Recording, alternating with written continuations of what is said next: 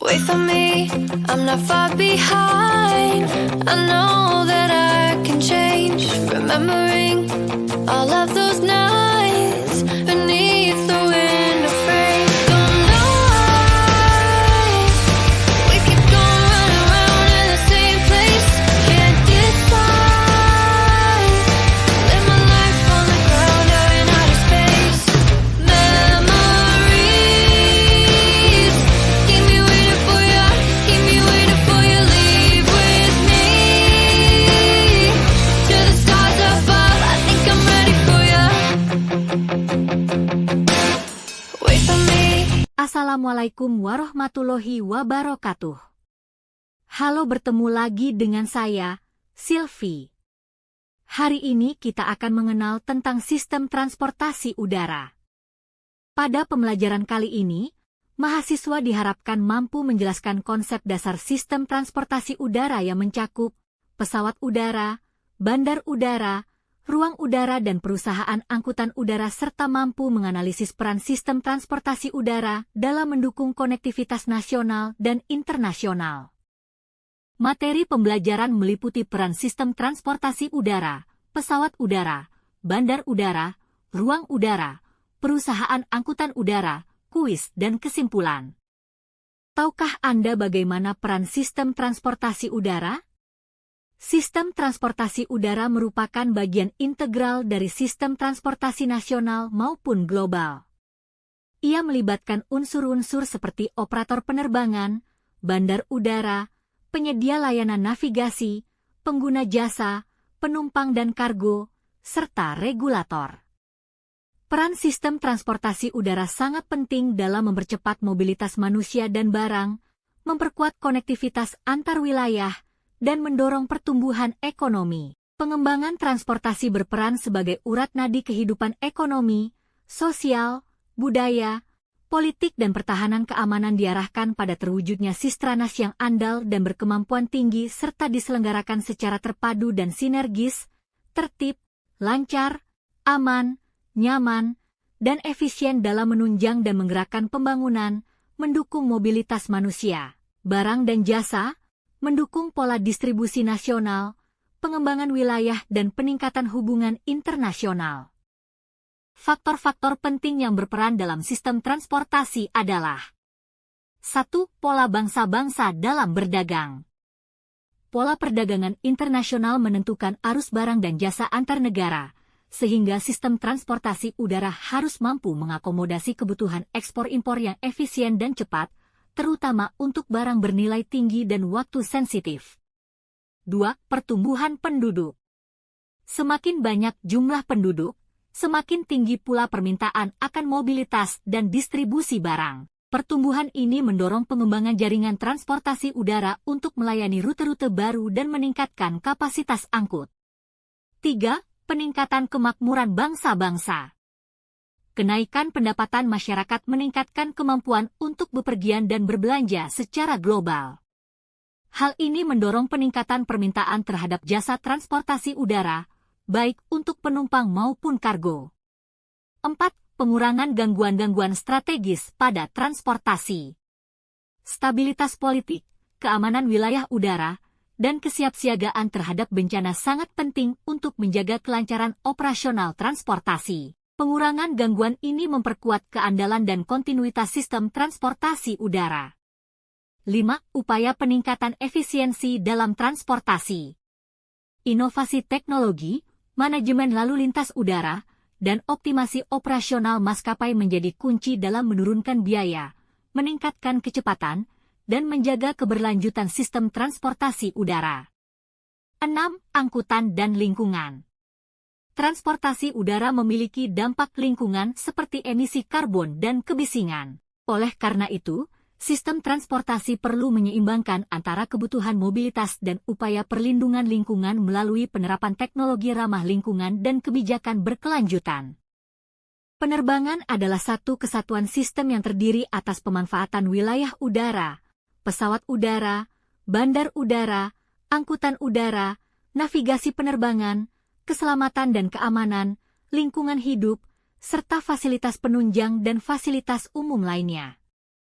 Menurut Undang-Undang Republik Indonesia Nomor 1 Tahun 2009 tentang penerbangan, pesawat udara adalah setiap mesin atau alat yang dapat terbang di atmosfer karena gaya angkat dari reaksi udara, tetapi bukan karena reaksi udara terhadap permukaan bumi yang digunakan untuk penerbangan. Pesawat udara adalah setiap mesin atau alat yang dapat terbang di atmosfer dengan memanfaatkan daya angkat dari udara, baik melalui sayap tetap, fixed wing, maupun baling-baling atau rotor, rotary wing, dan dilengkapi dengan sistem penggerak untuk mengatur arah serta kecepatannya. Pesawat udara diklasifikasikan dalam berbagai kategori, termasuk pesawat terbang, helikopter, layang-layang atau glider, dan balon udara. Secara teknis, pesawat udara terdiri dari komponen utama seperti fuselage, badan pesawat, wing, sayap, empenak, ekor, landing gear, roda pendarat, dan power plant, mesin penggerak. Fungsi utama pesawat udara adalah untuk mengangkut penumpang dan atau barang melalui jalur udara dalam rangka transportasi sipil, militer, atau kegiatan khusus lainnya seperti pemantauan udara dan pemadaman kebakaran. Pesawat udara modern dirancang menggunakan prinsip aerodinamika dan dilengkapi sistem avionik canggih untuk meningkatkan keselamatan, efisiensi bahan bakar, dan kenyamanan. Terdapat beberapa tipe pesawat yaitu 1. Berdasarkan kelas dan kemampuan pesawat diklasifikasikan menurut fungsinya dan tingkat kecanggihan teknisnya, seperti pesawat latih, untuk pelatihan dasar penerbangan. Pesawat komersial, untuk angkutan penumpang dan kargo. Pesawat tempur militer, untuk keperluan pertahanan.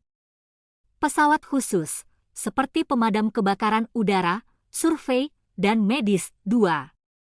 Berdasarkan ukuran dan kapasitas mengacu pada dimensi dan jumlah penumpang atau muatan yang dapat diangkut, pesawat kecil, light aircraft biasanya 19 penumpang. Pesawat menengah, narrow body kapasitas 140 penumpang. Pesawat besar, wide body mampu mengangkut 240 penumpang dan digunakan untuk penerbangan jarak jauh. 3. Berdasarkan kelas kabin klasifikasi berdasarkan tingkat pelayanan dan kenyamanan di dalam kabin, first class, pelayanan premium, kursi luas dan eksklusif. Business class, kenyamanan tinggi dengan fasilitas kerja. Economy class, kelas standar dengan kapasitas terbesar. 4. Berdasarkan data bobot tipe pesawat dibedakan dari berat maksimum lepas landas, MTO ultralight, kurang dari 600 kg. Light aircraft, 600 kg sampai dengan 5.700 kg. Medium aircraft, 5.700 kg sampai dengan 136.000 kg. Heavy aircraft, lebih dari 136.000 kg. Selanjutnya kita akan membahas mengenai bandar udara. Bandar udara, airport, adalah fasilitas tempat pesawat udara lepas landas dan mendarat, serta dilengkapi dengan berbagai fasilitas penunjang untuk pelayanan penumpang, barang, dan operasional penerbangan.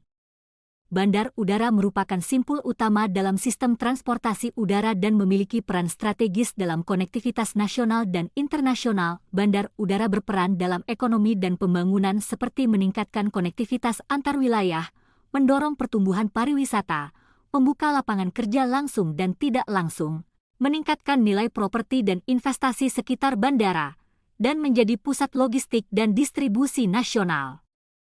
Bandar udara terdiri dari beberapa komponen utama yaitu lokasi bandar udara dan ketentuan lingkungan. Penentuan lokasi bandar udara merupakan aspek krusial dalam perencanaan dan pembangunan sistem transportasi udara.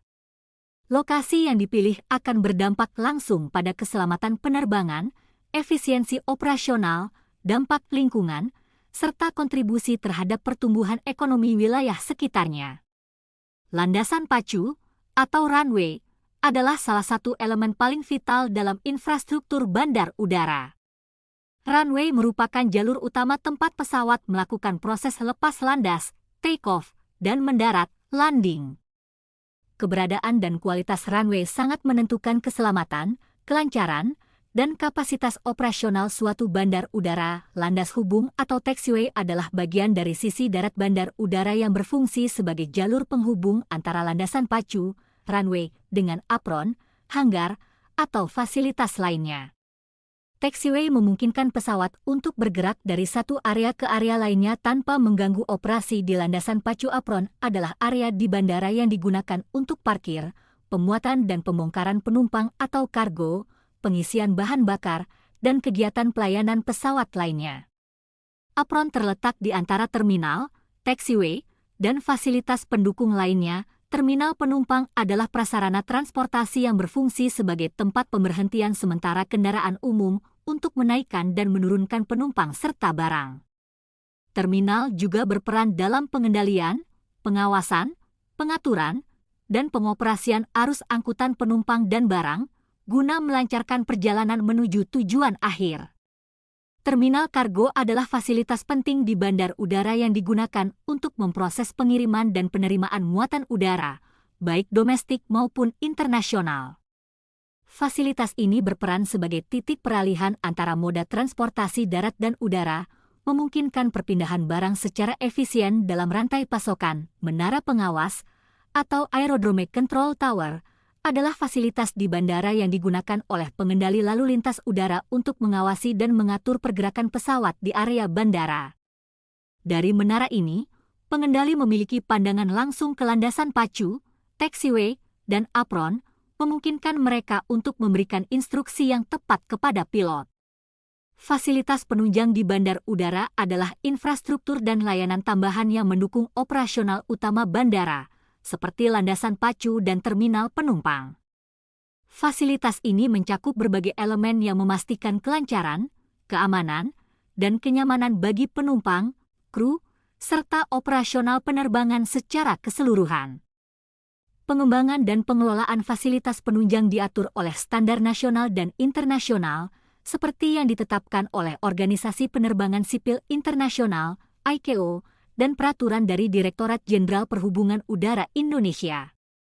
Fasilitas ini mendukung kenyamanan dan kebutuhan tambahan di bandar udara, seperti a. hanggar, bangunan untuk pemeliharaan dan penyimpanan pesawat. b. fasilitas keamanan dan keselamatan, meliputi sistem pemadam kebakaran, pos keamanan, dan peralatan darurat lainnya. c. akses jalan dan parkir, infrastruktur untuk kendaraan penumpang dan staf bandara. d. fasilitas umum, termasuk toilet, area makan, toko, dan layanan informasi. International Civil Aviation Organization, ICAO, mengklasifikasikan bandar udara menjadi dua kombinasi berupa kombinasi kode angka dan huruf yang digunakan untuk menentukan desain dan fasilitas yang diperlukan di bandar udara, sebagai berikut. 1. Berdasarkan kode angka, number code, di mana didasarkan pada panjang landasan pacu referensi, RFL Aeroplane Reference Field Length. 2. Berdasarkan kode huruf, letter code, di mana didasarkan pada bentang sayap pesawat dan jarak roda utama terluar. Berdasarkan penggunaannya bandar udara dibagi menjadi 3 jenis, yaitu 1. Bandar udara sipil, digunakan untuk penerbangan komersial dan umum. 2. Bandar udara militer, digunakan untuk keperluan pertahanan dan militer.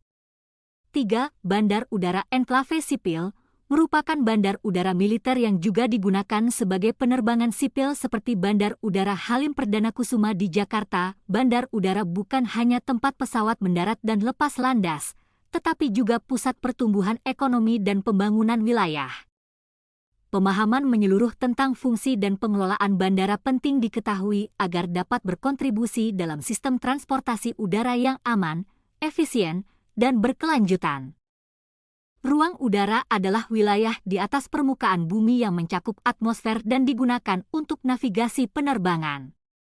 Pengelolaan ruang udara bertujuan untuk memastikan keselamatan, efisiensi, dan keteraturan lalu lintas udara menurut Peraturan Menteri Perhubungan Nomor PM9 Tahun 2022 tentang Tatanan Navigasi Penerbangan Nasional. Ruang udara diklasifikasikan menjadi 7 kelas, yaitu 1. Kelas A, ruang udara terkendali untuk penerbangan IFR. 2. Kelas B, ruang udara terkendali untuk penerbangan YFR dan VFR dengan persyaratan tertentu. 3. Kelas C, ruang udara terkendali untuk penerbangan YFR dan VFR dengan pengawasan ATC. 4. Kelas D, ruang udara terkendali dengan pengawasan ATC, biasanya di sekitar bandara kecil. 5. Kelas E, ruang udara terkendali untuk penerbangan YFR, VFR diperbolehkan tanpa pengawasan ATC. 6. Kelas F, ruang udara tidak terkendali dengan layanan informasi penerbangan. 7. Kelas G, ruang udara tidak terkendali tanpa layanan ATC. Ruang udara istimewa adalah area dengan pembatasan khusus untuk kegiatan tertentu, seperti latihan militer atau uji coba senjata. Jenis ruang udara istimewa meliputi 1. Prohibited area, wilayah yang dilarang untuk penerbangan. 2. Restricted area, wilayah dengan pembatasan tertentu. 3. Danger area, wilayah dengan potensi bahaya bagi penerbangan. Perusahaan angkutan udara adalah badan usaha milik negara, badan usaha milik daerah, atau badan hukum Indonesia berbentuk perseroan terbatas atau koperasi, yang kegiatan utamanya mengoperasikan pesawat udara untuk mengangkut penumpang, kargo, dan atau pos dengan memungut pembayaran. Perusahaan angkutan udara, airline atau air carrier, disebut juga maskapai penerbangan. Sejarah angkutan udara dimulai di Amerika Serikat tahun 1918 untuk angkutan pos, selanjutnya tahun 1930 sebagai angkutan penumpang dan barang. Perkembangan industri angkutan udara sangat cepat sejalan perkembangan teknologi penerbangan dan dorongan oleh dampak kemajuan industrialisasi. Perusahaan angkutan udara diklasifikasikan sebagai berikut. 1. Menurut jenis layanan A, angkutan udara niaga, menyediakan layanan untuk umum dengan memungut pembayaran. B. Angkutan udara bukan niaga, digunakan untuk melayani kepentingan sendiri yang mendukung kegiatan usaha pokok selain di bidang angkutan udara. 2. Menurut tingkat layanan A, angkutan udara utama, major carrier, atau trunk airlines. B. Perusahaan angkutan udara regional, regional airlines. 3. Menurut jadwal operasional A. Layanan berjadwal, schedule airlines. B. Layanan tidak berjadwal, misalnya borongan, charter airlines. Untuk memperoleh izin usaha sebagai perusahaan angkutan udara niaga, perusahaan harus memenuhi persyaratan berikut. 1. Angkutan udara niaga berjadwal, memiliki minimal 5 unit pesawat udara dan menguasai 5 unit pesawat udara dengan jenis yang mendukung kelangsungan usaha sesuai dengan rute yang dilayani. 2. Angkutan udara niaga tidak berjadwal, memiliki 1 unit pesawat udara dan menguasai 2 unit pesawat udara dengan jenis yang mendukung kelangsungan usaha sesuai dengan rute yang dilayani. 3. Angkutan udara niaga khusus kargo, memiliki minimal 1 unit pesawat udara dan menguasai 2 unit pesawat udara dengan jenis yang mendukung kelangsungan usaha sesuai dengan rute atau daerah operasi yang dilayani. Sekarang saatnya kuis. Menurut Anda, apa tantangan terbesar dalam pengembangan sistem transportasi udara di Indonesia? Jelaskan pendapat Anda. Setelah membahas materi, maka dapat disimpulkan bahwa sistem transportasi udara memiliki peran strategis dalam mendukung konektivitas global dan pertumbuhan ekonomi melalui sinergi antara pesawat udara sebagai alat angkut, bandar udara sebagai simpul layanan, ruang udara sebagai jalur navigasi, dan perusahaan angkutan udara sebagai penyedia jasa. Keberhasilan operasional transportasi udara bergantung pada keterpaduan komponen-komponen tersebut dalam menciptakan layanan yang aman, efisien, dan berkelanjutan, sekaligus mendukung mobilitas manusia dan distribusi barang lintas wilayah dan negara. Pada materi selanjutnya kita akan membahas tentang industri dan distribusi transportasi udara. Terima kasih atas perhatian dan partisipasi Anda. Sampai jumpa pada pertemuan selanjutnya. Tetap semangat! Wassalamualaikum warahmatullahi wabarakatuh.